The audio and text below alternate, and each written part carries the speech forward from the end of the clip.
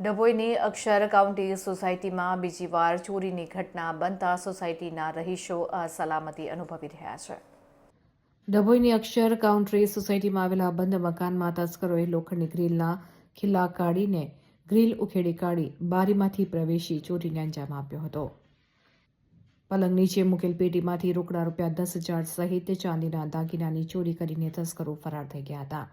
તો 15 જ દિવસમાં બીજી વાર ચોરીની ઘટનાથી સોસાયટીના લોકો ભયભીત બન્યા છે.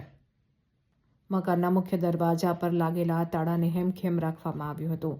ઘરફોડ ચોરીઓની ઘટનાઓની મોડસ ઓપરેન્ડી જોતા તસ્કરો સ્થાનિક તથા જાણભેદુ હોવાની શંકા દ્રઢ બની છે. 15 જ દિવસમાં એક જ સોસાયટીને તસ્કરોએ બીજી વાર નિશાન બનાવી છે. ત્યારે ડભોઈ નગરમાં આ ચોરીઓની થતી ઉપરાઉપરી ઘટનાઓ સહિત અક્ષર કાઉન્ટી સોસાયટીમાં થયેલ 2 વારની ઘરફોડ ચોરીની ઘટનાથી લોકોમાં ફફડાટ વ્યાપી ગયો છે.